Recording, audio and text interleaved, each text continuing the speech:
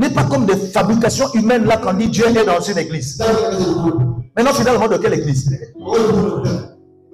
Amen. Dieu, non, Dieu est dans l'église.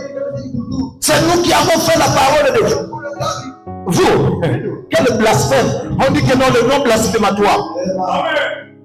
Oh non, c'est nous qui avons commencé. Pourquoi vous prenez la Bible? La Bible nous appartient. Ah, quel courage. Quelle impolitesse. Dieu et les Écritures là. Quand Jésus revient, il retrouve les Écritures. Mais quand après Jésus, ceux qui ont été remplis du Saint-Esprit ont répété les mêmes choses. La parole ne contredit pas. Voilà pourquoi quand il arrive dans le livre de Colossiens, il dit que personne ne vous trompe sur des fêtes, des nouvelles lunes, des sabbats. Ce n'était que l'ombre des choses à venir. Il dit que non, Paul va arriver, il va dire que non. Quand vous étiez comme des enfants, vous étiez sous la conduite des précepteurs. Donc, c'est-à-dire la loi. La loi était comme quelqu'un qui prend soin de ton enfant. Comme un tuteur. Même s'il est encore enfant, il faut le garder sous la conduite de la loi.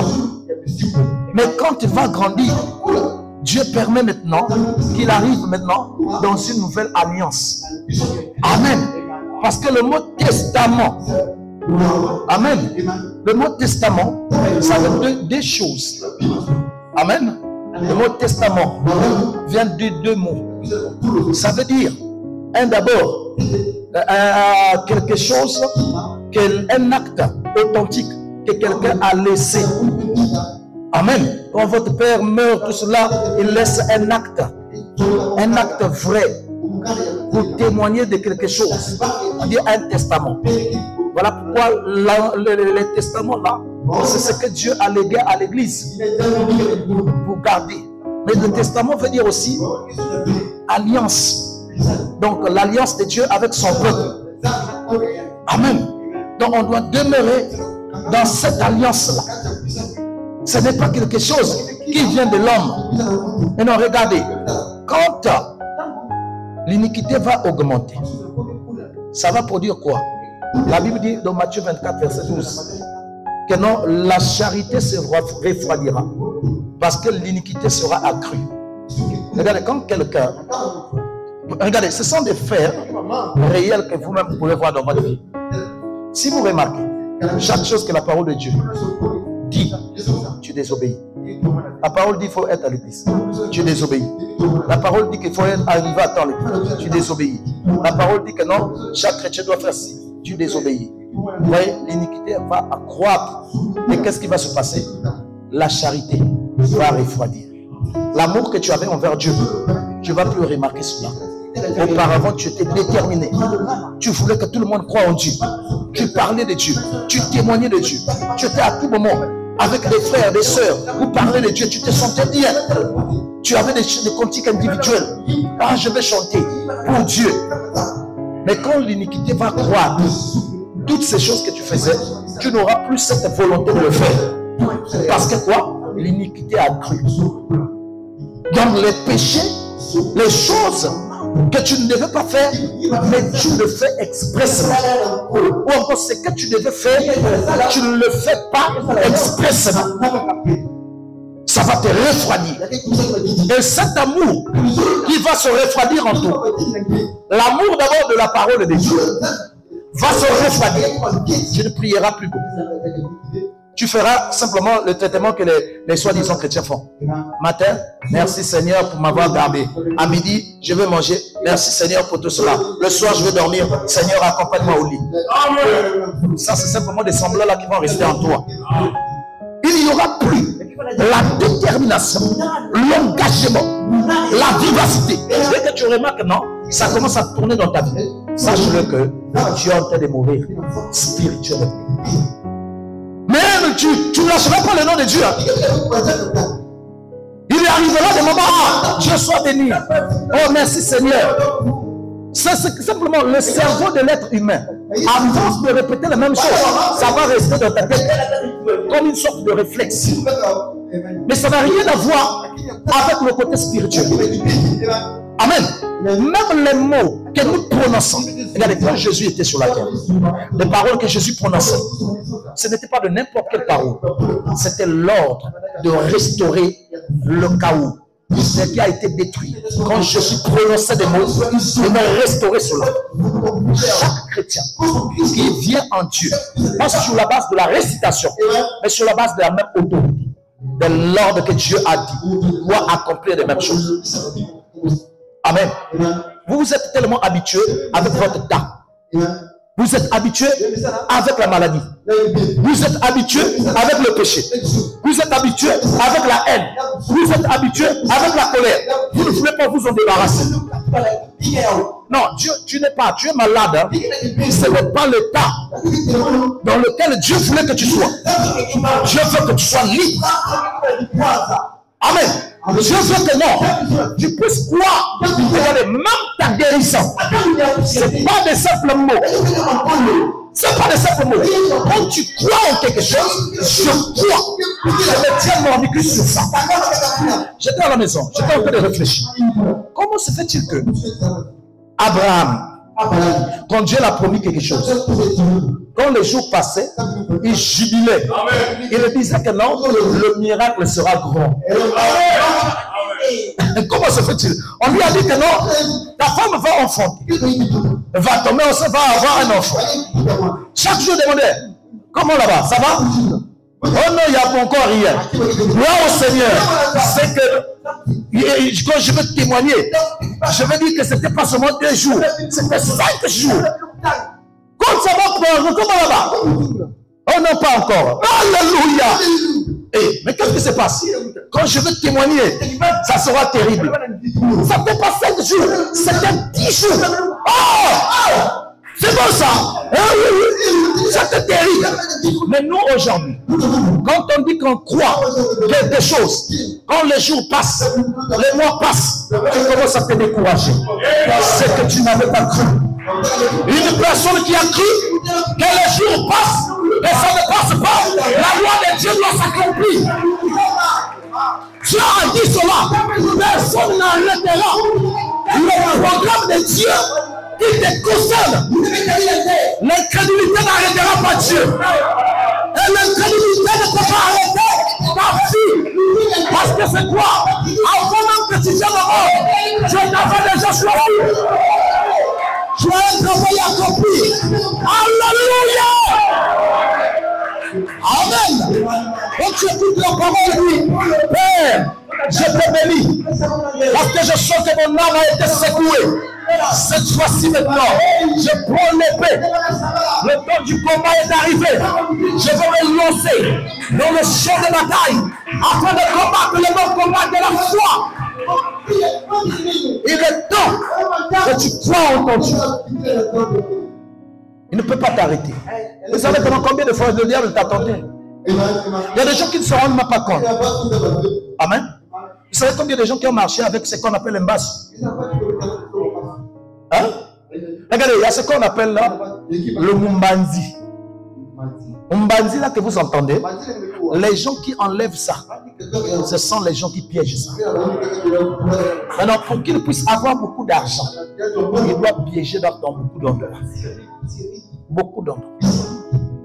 Ceux qui font aussi le Mbassou là, ceux qui enlèvent ça, qui soignent ça, ce sont des gens qui envoient souvent ça.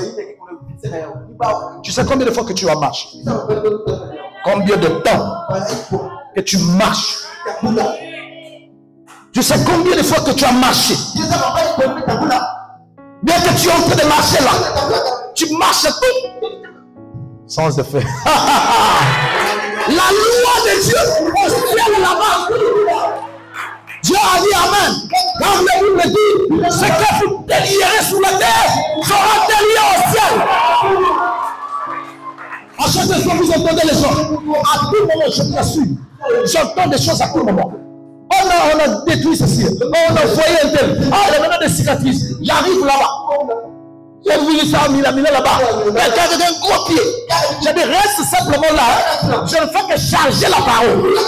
Toi, tu dois avoir ce moment à l'intérieur de toi. Quelque chose pour dire Amen. Dès que tu dis Amen dans la parole, alors que nous chargeons, la parole rentre là. Ça descend là. La chirurgie esthétique moderne, spirituelle, commence à détailler à chaque minute. Au fur et à mesure.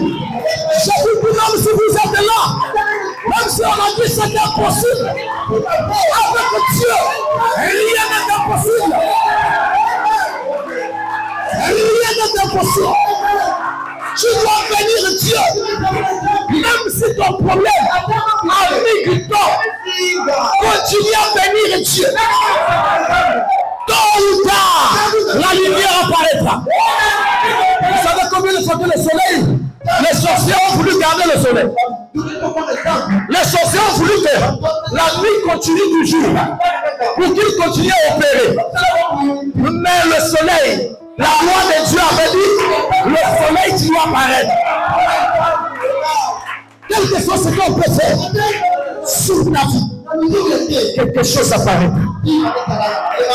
Amen. Est-ce que vous le croyez? Il faudrait que nous arrivions encore. Vous savez que non? Il y a des moments où on te dit que non, bon, peut-être Dieu n'agit pas là-haut, frère. Ce n'est pas que Dieu n'agit pas. Est-ce que vous savez que non?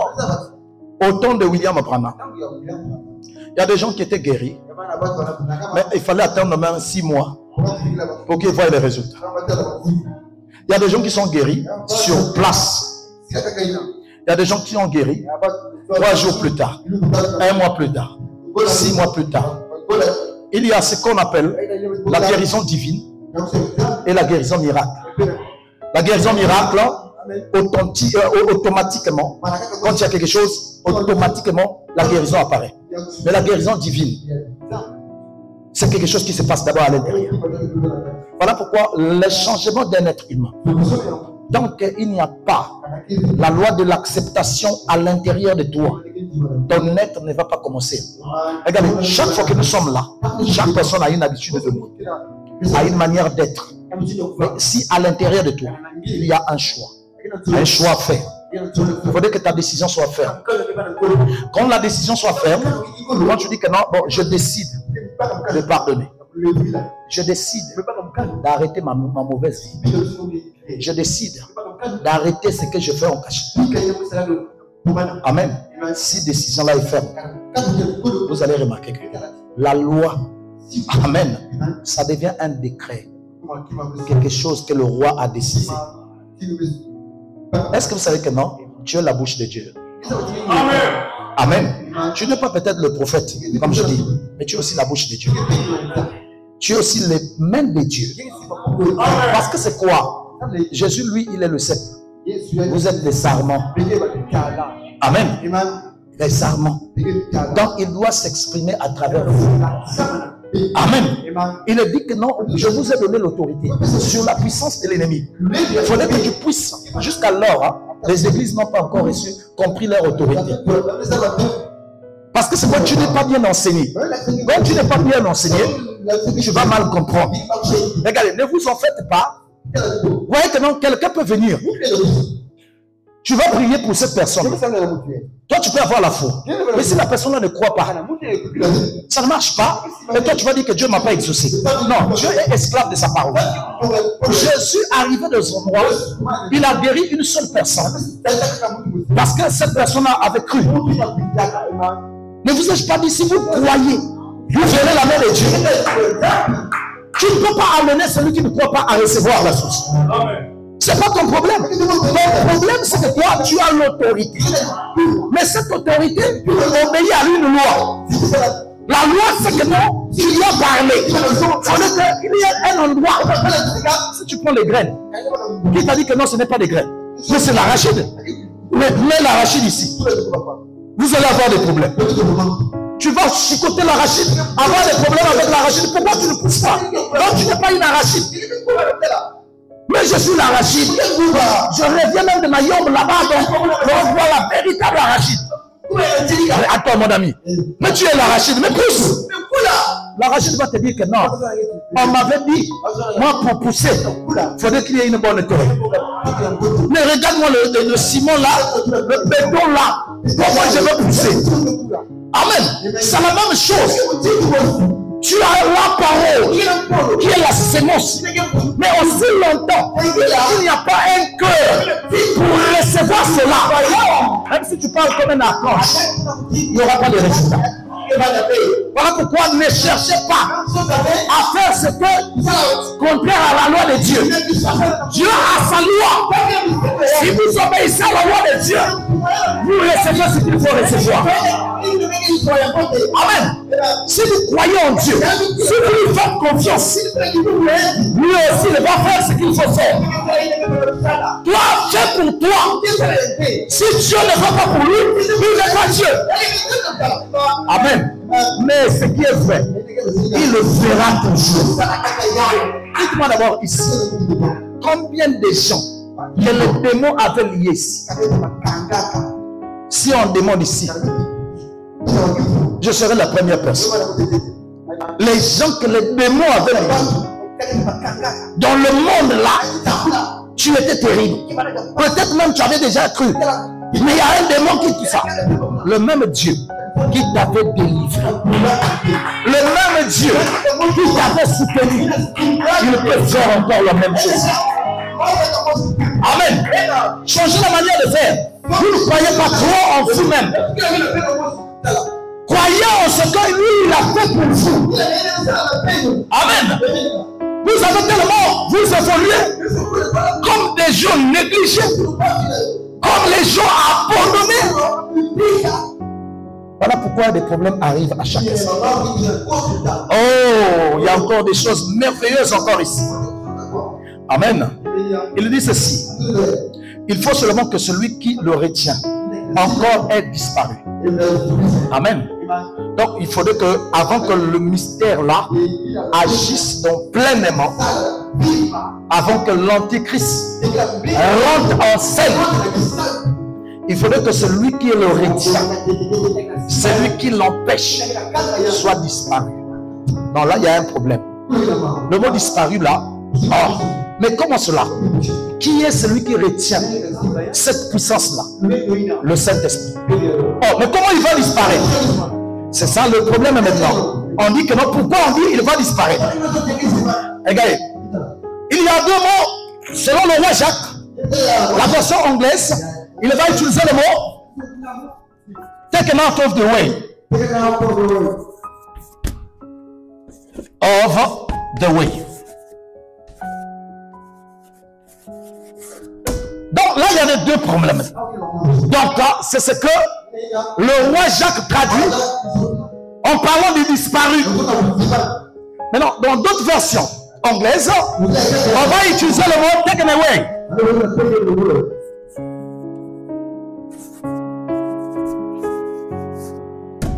Il y a deux choses. Pour comprendre cela, parce que si on dit que non, celui qui retient le mal puisse disparaître, ça veut dire que le Saint-Esprit va disparaître. Là, il y a un problème. Ça contredit la parole de Dieu. Amen. Ça ne veut pas dire cela. Quand on dit taken away, qui supposerait une disparition pure et simple. Donc l'anéantissement, disparition, ça ne va plus exister. Taken away, c'est une mauvaise manière de traduire. La meilleure manière, c'est de dire taken out of the way, qui veut dire retirer du chemin. Amen. Donc le retrait d'un obstacle barrant le chemin. Donc celui qui barre le chemin puisse quitter du chemin. Amen. Donc là on parle que non, avant qu'il puisse agir pleinement, avant que l'homme du péché agisse, il faudrait que le mystère, il faudrait que le Saint-Esprit quitte l'église. Amen. Le Saint-Esprit se retire. Mais si ce n'est pas le Saint-Esprit, des dégâts. Il y a beaucoup de choses que Dieu ne fait pas sur la terre parce que les enfants de Dieu sont encore là. Mais alors, comment le Saint-Esprit va quitter? Le Le Saint-Esprit va quitter tous les croyants. Il va aller prendre le corps de Jésus qui est sur le trône d'ivoire. Et c'est ce corps qui descend pour prendre l'épouse, aller dans l'enlèvement. Donc si une personne dit que le Saint, Jésus est déjà venu, ça veut dire que vous n'avez plus le Saint-Esprit. Amen. Vous n'avez plus le Saint-Esprit. Je vais lire au moins 3 écritures pour finir. Ça va nous aider. Le prophète dit ceci, dans l'évangélisation au temps de la fin. L'évangélisation au temps de la fin, ça va nous aider. L'évangélisation au temps de la fin, il dira ceci, le paragraphe 50. Je prends à partir du 49 à 50. Maintenant, la dernière commission qu'il a donnée à son église, juste avant qu'il soit reçu dans la gloire, il a dit, allez dans le monde entier. Je vais laisser lire. Allez dans le monde entier. Il venait de ressusciter des morts. Et beaucoup d'entre eux étaient réunis. Et il les reprenait à cause de la dureté de leur cœur, à cause de leur incrédulité, n'ayant pas cru ce qu'ils avaient vu après qu'il fut ressuscité. Voyez-vous, ceux-ci avaient un témoignage qu'ils avaient vu le Seigneur. Et les autres ne l'avaient pas cru. Et les réprimandaient à cause de la dureté de leur cœur. Ils n'avaient pas cru ces gens qui avaient vu qu'il n'était pas mort, il est vivant. C'est la même chose aujourd'hui. Lorsque vous voyez son œuvre, maintenant, nous avons déjà vu et nous témoignons de l'avènement, en d'autres écritures on dit l'apparition, de l'avènement du Seigneur. Maintenant, rappelez-vous, avènement et venu sont 2 mots différents. Avènement est ensuite venu. Maintenant, c'est l'avènement. Il est déjà apparu dans ces derniers jours, ici même, avec nous dans les dernières quelques années. Maintenant, c'est un signe de sa venue. Il apparaît dans son église sous la forme du Saint-Esprit, montrant que c'est lui. Car les gens ne peuvent pas faire ces choses que vous voyez le Saint-Esprit faire. Ainsi, cela est l'avènement du Seigneur. Maintenant, rappelez-vous, il est dit aux 2 endroits, avènement et venue. Je vais prendre encore une expérience avec Dieu. Quand Jésus viendra, l'Esprit ne sera plus dans l'église. Amen. Il dit ceci dans le paragraphe 41. Prêché le 24 juillet 1954. Paragraphe 41. Je crois que le jour de la Pentecôte, le consolateur, c'est-à-dire le Saint-Esprit, fut donné, lequel est l'Esprit de Jésus-Christ, donné à l'église. Et Jésus fut dans son église, dans son peuple, ce soir, de même qu'il avait vécu avec eux dans un corps de chair. La chair a dû mourir afin de constituer un sacrifice pour nous ramener à Dieu par le rachat, pour subir la peine de mort à laquelle nous avons été condamnés. Et maintenant, je crois qu'il viendra physiquement, un jour, sous forme corporelle. Le même Jésus qui était parti, l'Esprit sera retiré de l'Église pour retourner au corps de Christ et il reviendra sous forme physique. Amen. Amen. Juste comme il était allé, le même Jésus qui mangeait, qui buvait avec et qui parlait avec ses disciples, je crois qu'il reviendra. Et je crois que c'est la seule solution aujourd'hui au problème du monde. Amen. Amen. Je prends la dernière écriture. La sémence du serpent. La sémence du serpent, prêché le 28, 9e mois 58. Paragraphe 325 et 326. Nous croyons à la seconde venue de Christ. Le corps physique est visible du Seigneur. Pas l'esprit, mais le corps physique du Seigneur. Du Seigneur Jésus, qui revient dans sa gloire. Nous croyons à la résurrection physique des morts, afin de recevoir un corps, non pas un vieux corps ridé, comme quand on va dans la tombe, mais un nouveau corps dans le bonheur suprême de la jeunesse, afin de vivre pour toujours. Amen. Amen. Donc c'est le Saint-Esprit qui empêche l'ennemi à agir pleinement. Quand le Saint-Esprit quitte, quand Jésus vient pour l'enlèvement. Là maintenant, Satan s'incarne dans le corps de l'Antichrist. Il devient la bête. Amen. Nous sommes à un temps dangereux. Mes frères et sœurs, avec tout le respect que je vous dois, regardez le cas actuel des églises. Il y a plus de distractions. Il y a plus d'amusement. Il y a plus de légèreté. Nous devons prendre conscience. Frères et sœurs, nous n'avons pas abandonné. On ne s'est pas moqué de nous pour rien. On ne nous a pas insulté pour rien. Nous n'avons pas tout abandonné pour rien. Que tu puisses commencer et après, le jour de l'enlèvement, les autres partent et toi tu restes ici sur la terre. Je vais vous parler de l'Armageddon si Dieu le permet. La troisième guerre mondiale, avant de vous parler de Gog et Magog. Je vous parlerai de ces choses-là. Les événements sont en train de se mettre en place. Les trois esprits semblables à des grenouilles sont en scène. Regarde, la parole a tellement de choses. Là, ce que je dis là, c'est la Bible qui dit ça. C'est déjà prêt. Il reste simplement l'étincelle. Si Dieu le permet, je vous parlerai même aussi du triangle du feu pour l'anéantissement total de la terre. Mes frères et sœurs, vous croyez que non, le monde va te donner quelque chose. Satan est un trompeur. Le goût là qui te montre là, du monde là, c'est ça qui te détruira. Satan, même les gens qui l'ont servi, vous savez comment Papa Wemba souffre? Tout ce monde-là, ils l'ont servi. Mais Satan se fout pas mal de tes services. Tu peux le servir comment? Il sera la première personne à te fouetter après. Qui te pousse à faire des bêtises? C'est le diable, non? Mais qui pousse les gens pour se moquer? C'est le même diable. Donc il t'incite à faire tout ce qui est mal. Il sera la première personne qui avait poussé Akab à faire n'importe quoi. C'est Satan.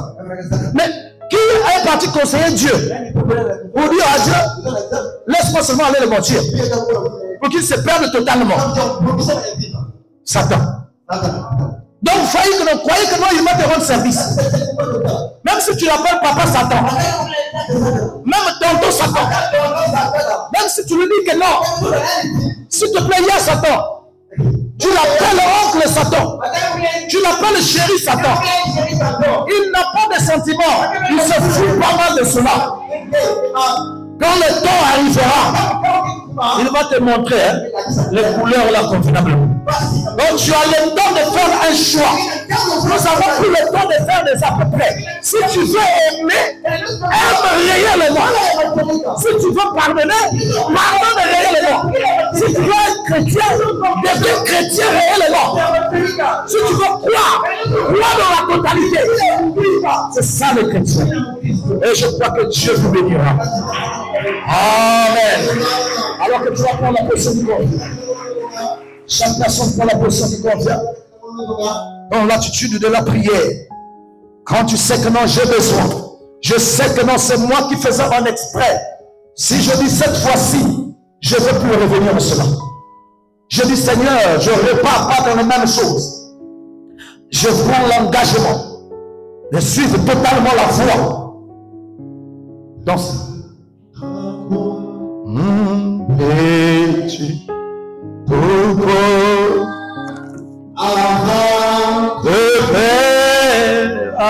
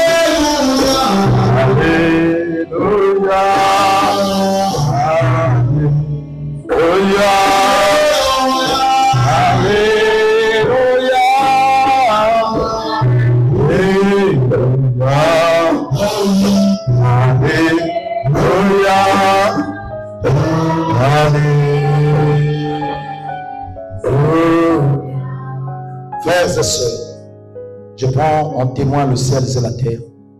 Si tu sais que non, la parole t'a concerné aujourd'hui. Si tu sais que non, c'est moi qui est dans l'iniquité. On dit des choses, mais je repars quand même en cela. Ta place est à l'autel. Dis Seigneur, aujourd'hui, j'ai besoin de combattre cet esprit. Je ne veux plus revenir en cela. Je crois que non. Toi seul, tu peux me donner la force réelle. Je veux revenir totalement à toi. Je ne veux plus hésiter. Je ne veux pas que non, les gens m'apprécient, mais je veux que Jésus m'apprécie. Mon âme a de la valeur. Je ne veux pas jouer avec mon âme. J'ai besoin d'être totalement obéissant à la parole. Le temps est en train d'arriver. Nous sommes en train de passer vers la dernière voie. Dans ce temps-ci, Dieu, lui, ne voit pas ce que tout le monde peut déclarer, mais il voit ton cœur. Quelle est l'attitude de ton cœur par rapport à cette situation? Frères et sœurs, si moi je vous parle de cela, ce n'est pas parce que je ne l'ai pas fait. Je l'ai fait. J'ai été obligé de prendre des décisions strictes à ma propre vie pour que je sois une bénédiction pour vous.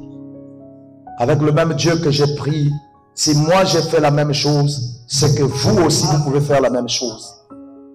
Ton âme a de la valeur devant Dieu. Tu ne viens pas ici pour voir un homme, mais parce que tu as besoin de Dieu.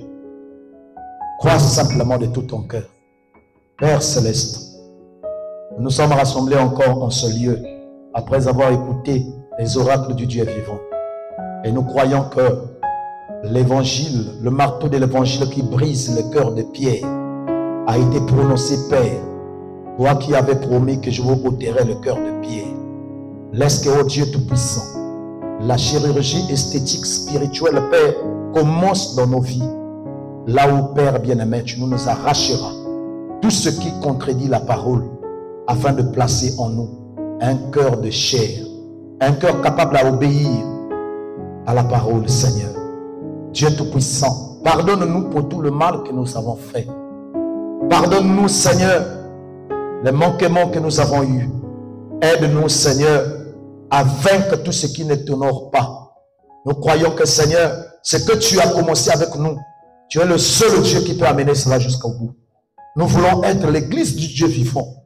Pas parce que nous avons des apparences, mais parce que de l'intérieur, nous le sommes et l'extérieur le prouve. Seigneur Jésus-Christ, voici les frères et sœurs sont venus ici. Chaque personne a un problème. Moi, je ne sais pas, mais toi, tu les connais.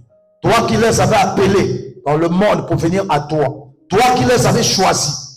Tu avais promis que tout ce que le Père a connu d'avance, il les a justifiés. Il les a prédestinés. Tout ce qu'il avait prédestiné, il les a appelés. Ce qu'il avait appelé, il les a justifiés. Tout ce qu'il avait justifié, il les a glorifiés. Ainsi nous comprenons, Père, tu peux les glorifier. Tu peux les justifier. Tu peux amener jusqu'au niveau que tu veux qu'ils soient. Père Céleste, il y a des gens, Seigneur, dont la santé est mauvaise. Et souvent, le diable vient parler en eux pour leur pousser à douter de leur guérison. Seigneur Jésus-Christ, tu es celui qui a dit par tes meurtrissures, nous avons déjà été guéris. Ainsi, Père, sur la base de ce que tu nous as donné comme autorité sur la puissance de l'ennemi, je professe délivrance au nom de Jésus-Christ. Je professe guérison pour mes frères et sœurs au nom de Jésus-Christ. Seigneur Dieu de gloire, je somme tout esprit qui n'honore pas ta seigneurie, qui les empêche de vivre la parole. Seigneur, qu'ils puissent, Père, quitter cet endroit et aller dans le lieu aride. Seigneur, toi-même remplace le Saint-Esprit. Nous en avons besoin pour que nous puissions vivre comme toi tu veux qu'on puisse vivre. Pour que nous puissions parler comme des chrétiens, marcher comme des chrétiens, vivre comme des chrétiens. Nous savons que, Père, tu es encore Dieu pour l'accomplir. Béni sois-tu, Seigneur. Bénis le reste des services, les offrandes et tout. Dans le nom puissant du Seigneur Jésus-Christ, nous disons Amen. Amen, amen. Que Dieu vous bénisse.